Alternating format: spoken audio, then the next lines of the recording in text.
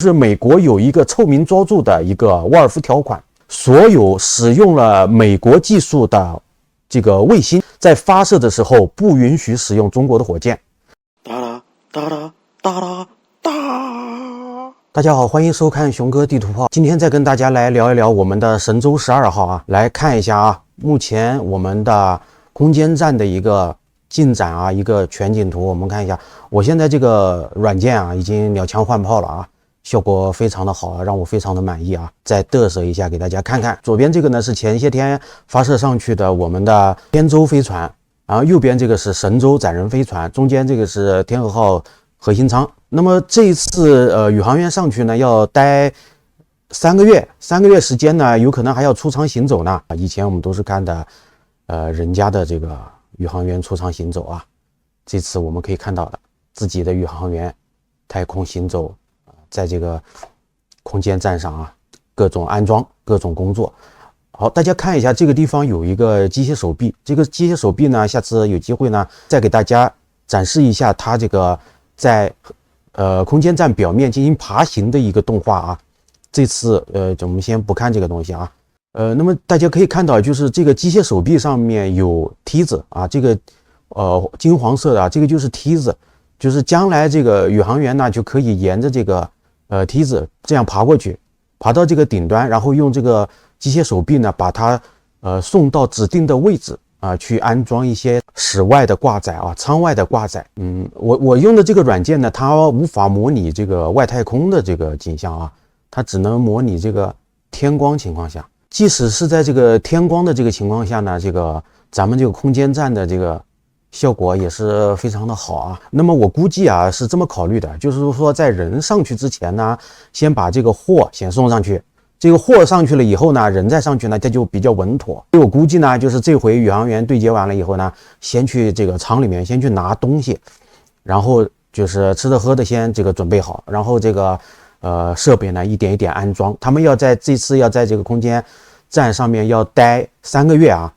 到目前为止呢，我们的宇航员在太空中生活最长的时间呢是景海鹏，之前有一个33天的这个飞行记录，这次就要创造新的记录，是3个月。那么以后远期的计划呢是6个月，要6个月轮换一次。那么一点一点来吧啊，循序渐进。目前我们这个天舟飞船和这个神舟飞船的话，它是准备这样的：这次先把宇航员送上去以后呢，先工作3个月，工作3个月以后呢，他回来把之前送上去的这个天舟飞船从后面用这个机械手臂把它抓住，把它挪到前面来，再对接节点舱补加的燃料给它加上去，再发射新的载人飞船。新的载人飞船这就不在前面进行对接了，再用下面这个接口接上去，再测试一下侧面的这个对接口。侧面的这个对接口测试完了以后呢，下次我们就要发射实验舱了。好，这个是透视啊，透视显示。那么目前我这个里面建出来的这个比较颜色深的这一块呢，就是这个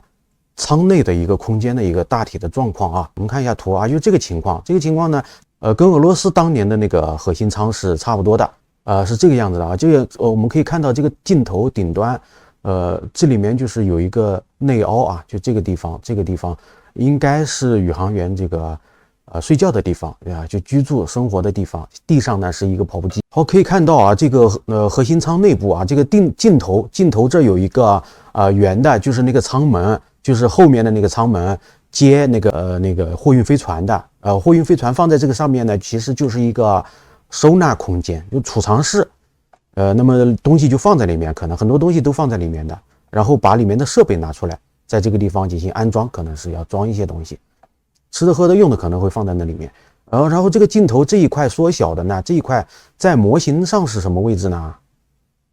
就是这个位置，在这个位置，我们可以看到这个公共空间变小了。那么在这个空白的位置呢，就是宇航员的卧室，就是在这个位置啊。目前我们能找到的图就这样了啊，找不到更详细的图了，以后有机会再给大家介绍。这个应该是另外一个舱门呢，从里面往那个节点舱看的应该是。那么这个在模型上的位置呢，我们来看一下，在这头，就是在这头，在这个位置往节点舱看，这样看过去，可以看到就是对面这个咱们的工作人员还在介绍啊，这个好像还不是效果图呢，就是央视新闻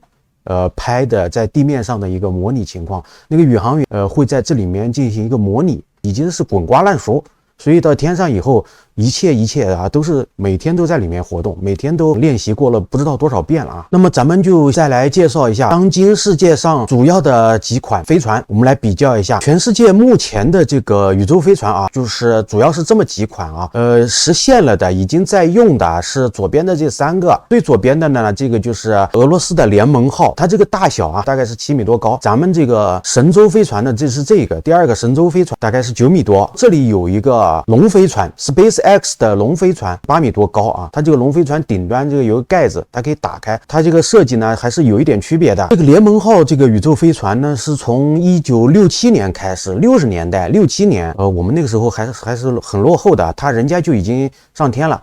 到目前为止，这个联盟号呢，它已经发射了有100多次了啊，然后不断的改进，有不同的型号，MTM 联盟号 MS。在过去的10年里，美国的这个 SpaceX 的这个龙飞船还没有使用之前，有10年时间，美国是没有宇宙飞船的。航天飞机退役了以后有个空窗期，所以它要借用俄罗斯的这个联盟号飞船送宇航员上天。那么这个俄罗斯它这个要价就很高了，它这个联盟号替美国人送一次呢，它要收8600万美金，都快接近1个亿了。黑呀，真黑呀！所以这个是很贵啊。这美国佬呢，就是他现在把这个 SpaceX 的这个龙飞船成功使用了以后呢，他这个票价就便宜了，这个票价减少了原来的1半还不止啊。咱们这个神舟呢，就是从神舟1号到神舟这次的12号呢，12艘神舟飞船已经上去了啊。我们看一下这边的结构啊，就是咱们的这个神舟飞船的结构呢，和联盟号的这个结构呢是差不多的，因为我们是使用的这个俄罗斯人的这个技术啊，它一共是分为这个3个舱啊，中间这个是座舱。然后下头的这个是推进舱啊，又叫设备舱，最上面的是一个多功能厅。然后这个 SpaceX 的这个龙飞船呢，它就不是3段式了，它是个2段式。那么它就是把上面的这2个舱呢就合二为一了，合二为一了以后呢，它的效果就它就可以装更多的人，它可以装7个人。好，我们来看一下这个透视图啊，这个大小啊，它的构型，这个粗细都看得很清楚。是咱们的空间站的1期。也只能待3个人，然后6个月一轮换，所以它这个飞船啊，造大了也没用啊，送不了那么多人，就3个人就够了啊。那么它这个 SpaceX 这个龙飞船呢，它能装7个人是为什么呢？它实际送6个人就够了，因为人家目前的空间站是6个人，那么半年一轮换，所以它这个要大一点，而且它可以同时兼做这个货运飞船。那么这个飞船的大小呢，与咱们这个太空计划它的规模是息息相关的啊。我们将来呢还要造大的飞船，这个就是咱们的计划中，已经正在测试了。我们看一下这个图啊，这个图就是我们新一代飞船的正在那个厂房里面，就是这个新一代飞船，它也是能7个人。我们的空间站呢，就是远期2期的时候呢会扩大，扩建了以后呢，就是同时值班的有6名宇航员。那个时候一轮换的时候要送6个人上去，所以我们要搞一个7人座的新飞船。咱们这个空间站呢还得造个2-3年，所以这个飞船呢也刚刚好啊。再欣赏一下吧，我们欣赏一下这个咱们中国的新一代飞船啊，欣赏一下啊，在这个位置。那么它这个上面还有一个小雷达，它是这样一个东西。应该说这个设计呢就很时髦了啊，看起来跟这个龙飞船比呢，就是发动机的位置不一样。它的发动机呢，龙飞船的发动机的位置很特殊，在这个返回舱座舱的侧面。这个一会儿呢，我们说火箭的时候来跟大家解释一下是为什么它的这个构型不一样啊。咱们的这个还是在底部啊，这个是跟当年阿波罗登月计划当中美国宇航员用的那个阿波罗飞船是一样的构型。那么咱们这个太阳能板呢也是在这个侧面啊，可以打开的啊。这个动画就不给大家看了啊，大概就是这个样子啊。这个是中国的，那么美国有3款正在研制当中。我们来看一下美国的这3款啊，这一款啊长得很像这个机器人的啊，底部呢是一个大的发动机加几个小发动机，侧面也有一堆的发动机，就是调姿态用的啊，咱们也一样，咱们也有。这个呢就是叫做猎户座载人飞船。这个猎户座呢，它的这个构型其实跟中国的差不多，也是7人座，是这个 NASA 自己研制的啊，它没有包给其他人。旁边这儿有个小家伙啊，这个小家伙呢是波音研制的。波音的这一款呢，就是小一点，就是这个波音的比较拉垮。波音这个公司这几年也不知道怎么回事，老拖后腿啊，这个研制了好多年了，都始终在试验过程当中。所以呢，美国呢现在是在等波音啊。波音如果这个再拉垮下去呢，也没办法，只能用这个龙飞船。这全世界就这么几款，就是中国和美国了。俄罗斯呢，据说要有一个新飞船。我们看这张图啊，这个左边啊，这个就是联盟号，然后神舟飞船啊，这个是就是波音的那个啊，波音的那个叫做什么呢？叫做波音的这个鬼东西叫什么呢？那叫星际快线啊，就这么一小东西，也能装7个人。那么这里是这个龙飞船，这个是猎户座，那么这个就是俄罗斯的啊，最右边的是中国的这个俄罗斯这个大小呢和咱们这个和猎户座和中国的这个呢也差不多大小，也是7人座，但是现在还没谱啊，这个确实很花钱。俄罗斯虽然在这个上面很舍得花钱，但是俄罗斯的空间站它还要沿用原来的空间站，那么还是2个人的。他要这个飞船干什么呢？他原来俄罗斯研制这个飞船是什么目的呢？是挣美国人的钱，挣他那个8600万美金。那现在美国人自己有了，而且有好几款，所以俄罗斯再研制这个飞船，他给谁用呢？我们肯定不用他的。他这个生意要被中国和美国抢了，所以俄罗斯造这个飞船，我个人认为干什么你？我看就没有这个必要了吧。我们再来看一下这几款飞船的透视图，也是侧面，它是4个太阳能板，咱们是2个一对啊，都是折叠的。然后它这个跟一个机器人一样，顶部呢是这个对接口，也是有个盖子的啊，这个盖子没有建出来，咱们这个也是个盖子，这个盖子和龙飞船一样呢，也是能够打开的。这个波音的也是啊，波音的这一款小飞船也是盖子可以打开。那么研制了好些年了，到现在还没有完全成功，速度实在是太慢了。这个就是世界上目前正在研制过程当中的3款宇宙飞船啊，它们都有实体了，都在测试当中。那么我们再来看一下火箭啊。好，看一下啊，这个就是目前市面上正在使用当中的3款宇宙飞船所对应的这个坐骑啊，就是他们的这个火箭。咱们就看左边的，俄罗斯用的这个呢，就是联盟号，它的宇宙飞船也叫联盟号，它的火箭也叫联盟号。中间这个呢是咱们的这个长征 2F， 这个是咱们的这个神舟飞船。最右边呢是马斯克的这个 SpaceX 的这个猎鹰9号，上面是这个龙飞船啊。那么我们可以注意到啊，就是这3款火箭它不太一样。长征 2F 的顶部和俄罗斯的这个联盟号这个火箭呢，它都有这样一个东西，它这个东西呢叫做逃逸塔。当发射过程当中，如果发现这个火箭有任何的问题，它会紧急启动逃逸塔上面的这个发动机，应该是小发动机吧，它会带着它上面的这个宇航员和这个飞船呢脱离这个火箭，逃到足够远的地方，然后找个地方降落。最近一次还是2018年俄罗斯的这个联盟号呢火箭发生问题了，紧急点火，这个3名宇航员成功脱离了这个危险。载人的火箭顶部都要有这样一个逃逸塔，给宇航员再上一道保险。这个猎鹰9号和这个龙飞船就不一样了啊，它是没有这个逃逸塔的，那么它省了一个整流罩的钱。像原来咱们这种整流罩里面包着这个宇宙飞船的这个方式呢，就是整流罩呢扔掉了，整流罩也挺贵的啊。所以呢，中国的新一代飞船呢就跟龙飞船差不多了，咱们这个呢也是整流罩和整个飞船呢就整合起来了啊，用长征7号去送。那么它也是把这个飞船呢直接顶在这个火箭的顶部，但是咱们和那个龙飞船那个花里胡哨的设计还不一样。它那个在外形设计上呢，就动了不少脑筋呢，因为它要这个领经费啊，他们领经费，所以美国人的航天在效果图制作，在这个拍照片这方面是很舍得花钱的。咱们的科研的主管呢，他不吃这一套啊，他不会上你这个当，你个效果图做得好没用啊，还是踏踏实实从底部做这个发动机。好，我们来看一下啊，现在的这几款火箭的这个透视图，看看这个效果怎么样啊。我们可以看到清晰的看到这个有逃逸塔和没有逃逸塔是不一样啊。SpaceX 这个猎鹰9号呢，大家就是很熟悉了，如雷贯耳。它有一个特点呢，它可回收。可回收这个事情呢，咱们等会儿要说一说啊。这里面有几款火箭的对比啊，我们一个一个来说。那么这里有一个，这个就是美国的宇宙神5号。宇宙神5号这个火箭呢，就是今年发射美国的毅力号火星探测器那个火星车上去的就是这个宇宙神5号，它是用来准备发射波音的这个小飞船的。那么它是一个2个公司合作的这么一个产物。这个宇宙神5号呢是洛马的，洛克希德马丁的。这个波音呢是这个小飞船，但这个正在合作，所以它有了火箭，没有飞船，它正在等这个飞船。这个飞船呢等了好长时间了，迟迟不在那个不能用啊。但是你要问他在不在造呢？波音说在造呢，有照片为证。好像也很忙碌，就这么个小飞船，那研究了这么多年了，人家马斯克的龙飞船都已经上去几次了，他这个一直在这个 PPT， 所以波音这个公司啊就很拉垮。这边的这个大家伙啊，这个大家伙叫做德尔塔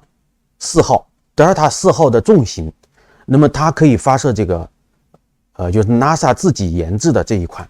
德尔塔4呢，它可以发射的更远啊，就预计呢应该是可以，不但可以上月球啊，有可能能上火星呢。它这个个头也很大的啊。SpaceX 它如果要送那个龙飞船，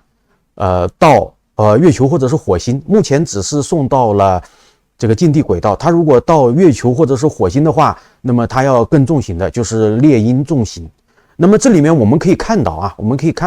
美国的几款重型火箭都有一个共同的特点。就是3连排3连座，就3个一模一样的火箭绑起来绑在一起，所以它这个就运力就一下子上去了。这样做的效果难点在什么呢？它只要突破一个难点，就是发动机并联这个联合控制的问题。这个问题解决了以后，你要造多大都行，就并联就完了。那么咱们中国的呢，目前这个大推力火箭呢，搞了一个长征5号。为什么要搞这个长征5号呢？我们看这个它这个体型，我们就知道了。长征5号用的是氢氧发动机，那么它的这个能量的这个密度也很大啊，就是所谓的比冲高，就是单位的质量所能释放出来的化学能的这个量就比较大，这是氢燃料的最大的优点。它的缺点就是它的体积大，因为它密度低。体积大了以后造成的一个结果是什么呢？就是咱们的长征5号的飞船这个火箭啊就胖，所以它有个外号叫胖5。那么它这个胖也有证据，我们来看这边的美国的航天飞机，当年发射航天飞机的这个东西，中间这个橙色的这个是燃料罐，有个名字叫橙罐，橙色的罐子。这个燃料罐呢，就是里面放的就是燃料，就是氢，液态氢。这个液态氢呢，它要液态嘛，要液态就是它要好像零下400多度吧，还零下多少度？超低温，超低温它有一个造成的一个后果，就它有可能会把它用的这个液氧，这个氧化剂，它把给冷冻了，氧化剂冷冻就不能用了，所以它这个大家可以看到这个航天飞机这个后面这个橙罐分上下节2部分，上面这个是液氧，下面这个是液氢，中间做了一个隔温层，厚厚的隔温层，光这个隔温层就这么厚。美国呢现在正在另外研制一个叫做 SLS 太空发射计划，就是这一款火箭。这款火箭呢又是波音又是这个包给波音了。包给波音的后果呢就是又拉垮了。它这个可能要在2024年要去搞一个升空之门，大家都知道那个阿尔特弥斯计划搞那个升空之门，波音这个收了 NASA 60亿美金。60亿美金是什么概念呢？60亿美金是中国从1999年到2013年这10几年时间载人航天经费的总和，他收了人家60亿美金，结果愣没搞出来。NASA 有了它的猎户座飞船，但是没有火箭，然后洛马的宇宙神5号有了火箭，但是没有飞船，都是在等波音啊，这就是波音干的事情。那么我们可以看到啊，美国的它这个火箭啊，它都是这个3连排嘛，无论是猎鹰重型还是德尔塔4重型，都是3连排嘛，所以我们也要搞一个3连排，就是921火箭，就是这一款。我们可以看到这个921火箭和我们这里的长征5号相比呢，个头就大很多了。那么它用3个5米的这个大柱子把它绑起来。虽然我们目前在2030年左右要有一个长征9号那个大家伙，那个大家伙是一个全新的新玩意儿，所以我们要有一个过渡产品，就是921，正在研究过程当中，都是用的现成的技术。这个猎鹰重型呢，它的发动机呢是3927嘛，27个发动机。咱们这个呢好像是一颗火箭呢是7个，咱们单个火箭的推力比较大，我们是用7个，3721，一共21个这个发动机。那么最后我们来看一下这个人类的标杆啊，土星5号。这个土星5号呢，当年花的钱是什么呢？是美国财政收入的 4.4%。如果是今天，如果要花掉美国财政收入的 4.4% 呢，就是要花掉3000多亿，也就是 NASA 10几年的费用就造了这么一颗火箭。然后它这个不断的登月，还发射了好几颗，可见当年真的是举国体制啊！美国取得这样的一个成就，不是市场经济，是举国体制。好，来欣赏一下这个透视图。咱们这个长征7号发射这个载人飞船呢，是轨道版的，发射到近地轨道的400公里高，送7个人上去。未来的就是这个运输火箭啊。然后咱们的这个921呢是登月版的啊。可能真的要火星的话，我们还要等那个长征9号。好，这个就是现在飞船所搭乘的这个火箭的一个发展状况。中国现在已经妥妥的超越俄罗斯，直接和美帝国主义产生正面竞争。那么这边还有一个事儿要说一下，就是火箭的这个可回收的问题。美国的这个猎鹰9号啊，它的发动机实际上是很强劲的啊，它还可以回收。那么它的这个3级的这个重型猎鹰呢，已经试验过2次了，也是可回收。那么它2次呢都是中间的这个新1级的火箭呢，一次是掉海里去了，一次是呢就是着陆了，但是倒下来又掉海里去了，所以2次都没有成功。那么中国呢也要搞这个可回收的，就是咱们的长征8号已经试验了。那么这个长征8号呢，就是预计在2030年左右，我们也要实现所有的火箭的这个可回收。而且我们中国的这个火箭可回收呢，和马斯克这个还不一样，因为他用的是这个小发动机。那么他在这个返回这个回收的过程当中呢，他只要把这个小发动机呢就逐步的关闭，所以它就能实现它的这个推力的矢量控制。中国使用的这个大发动机，我们是把助推级和火箭的这个新1级是整体回收的。那么整体回收的优点是什么呢？就是它们捆绑在一起的时候呢，有利于实现发动机的推力的矢量变化，也是一个创新。所以呢，我们就拭目以待吧。不像马斯克那样过几天炸一架，我们炸不起。长征8号每一次发射都带任务，都要发射一颗卫星上去，同时能实现这个新1级和助推级的回收就回收，回收不了呢，但至少那个卫星就发射上去了，这样的话就非常省钱。它不像马斯克这个就干打一下火箭，他什么任务也不完，就发射上去炸一下，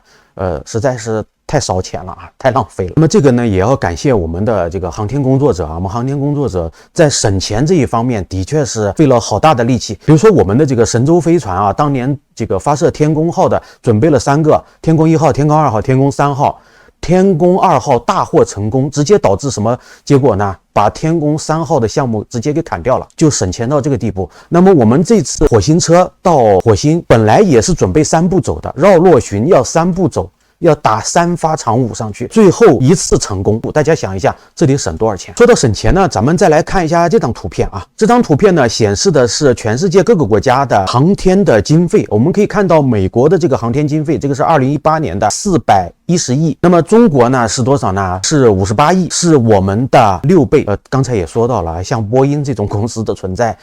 它就是一个黑洞啊。那么我们可以看到这张图上呢，就是说欧洲的总共加起来呢，和中国可能也差不多。那么俄罗斯的这个航天的费用呢，比我们中国还要低一点，因为它的 GDP 只相当于我们的一个广东省，它能把航天经费花到这个程度，确实已经很不容易了啊。按照目前我们这个 GDP 的量呢，我们确实也到了这个能支撑得起的程度。早几年我们就不干这个事情，所以呢，一切都刚刚好。日本的这个30多亿呢，就是和我们相比呢，就是一半。印度呢，大概是15亿左右，是日本的一半。那么日本和印度这2个国家呢，就是他们在这个载人航天上面呢，这个也有野心啊。那么前些年很多我们看那个知乎上有很多人都说这个中国的航天载人航天什么火箭技术什么时候能达到日本啊？跟日本相差20年，才3年，短短3年过去了啊。我们现在取得的这个成就，我觉得也要日本赶超个好几年。好，我们来看一下这个火箭发射费用的一个对比啊。我们看看那个可回收火箭啊，我们国内分为2派，一派人是这个马吹马斯克，还有一个就是马黑，你就黑马斯克，黑的也很过分。猎鹰9号火箭呢，它分为可回收和不可回收这两款，就是我们可以看好啊，猎鹰火箭，那么它的这个单颗的这个不回收的型号呢，它的运力是LEO 就近地轨道的运力是22.8吨，那么我们的长征5号是25吨，在这里25吨，它是22.8吨，那么它这个运力呢就和我们的长征5号是差不多的。但是它的缺点是什么样呢？因为它为了实现可回收，所以它的这个新一级，它9枚主要发动机都在新一级，它没有分3级。那么它违背了这个航天上面的一个规律，就是要送得更远，就要分多级。那么它不能送得多远，它分了2级，我们是3级，它不能送得更远。所以造成的结果就是 GTO 它的就是地球同步轨道的这个发射的这个重量呢就 8.3 吨，咱们同步轨道就是长征5号同步轨道 GTO 的这个发射重量是 14.5 吨。到了月球轨道呢，它就差得更多了。这就是说它打不远，它的运力越远就越差。这个就是这个猎鹰9号，所以它这个猎鹰重型3颗绑在一起，就好一点吧。它3颗绑在一起呢，在这里就是说不回收的情况下呢是60多吨，是它这个3倍嘛，刚才说过了。这个是不回收的情况，它如果它回收呢，回收的情况呢，它的这个运力就下降了。为什么呢？它要留燃料返回，它要留很多的燃料返回，它这个运力一架少了多少呢？就变成了原来的大概是在3/4左右，它能送的那个货就少了。回收的情况下，单位质量的这个价格呢，就是单价发射的单位质量的价格比不回收的情况还要贵。虽然它的总价发射的总价单次发射的总价是下降了，但是它发射的重量小了，以至于这个单位重量发射的费用上去了，就变贵了。这个就是它比较尴尬的地方。那么猎鹰9号这个整个它这个火箭发射的这个价格便宜啊，可回收还只是一部分原因，本身就很便宜，它本身发射一次单次发射的费用就已经降低了。那么我们长征5号就是别人估计的啊，实际报价是多少？咱们也不知道，但是估计是多少呢？是1个亿。那么这里有一个问题，就是美国有一个臭名昭著的一个沃尔夫条款，所有使用了美国技术的这个卫星，在国际上啊，所有其他国家买了美国使用了美国技术的卫星，在发射的时候不允许使用中国的火箭，这个市场完全被美国垄断了，要么他用欧洲的，总之不用中国的。结果就是中国的火箭在国际发射市场上面的份额是很小的。当年有这样一个故事，就是我们发射那个澳星，好像是澳星1号、2号吧，我们要求美国提供卫星的这个相关的参数，美国拒绝提供卫星的相关参数，他怕这个什么技术泄露给你。那么就是最后没有办法，没有它的参数，导致的什么结果呢？就是那个卫星的共振频率和我们的整流罩的共振频率呢冲突了，整流罩掉了啊，这个卫星给丢了。美国还说我们火箭不好，为什么就发射你美国的卫星就不行呢？从那以后呢，美国人就开始耍流氓了，他就搞了一个臭名昭著的沃尔夫条款，我们的市场就很小，导致我们的价格呢就不告诉你啦，我们又不争夺那个市场，我们还要告诉你那个价格干什么呢？但是这个说起来也是一把辛酸泪啊。主要是还是我们国家的这个物价便宜，劳动力便宜。那么我们看一下这个美国最牛的这几款啊，就是德尔塔4，单位质量的发射的这个价格是这个猎鹰的3倍。所以这个美国这个德尔塔4号，你别看这个很好用啊，这个运力也很够，但是美国还是要研发新的火箭啊。宇宙神5呢，它的这个运力就稍微差一点点，所以呢，宇宙神5呢就是等这个波音的那一款小飞船。俄罗斯的也很便宜啊，俄罗斯的那个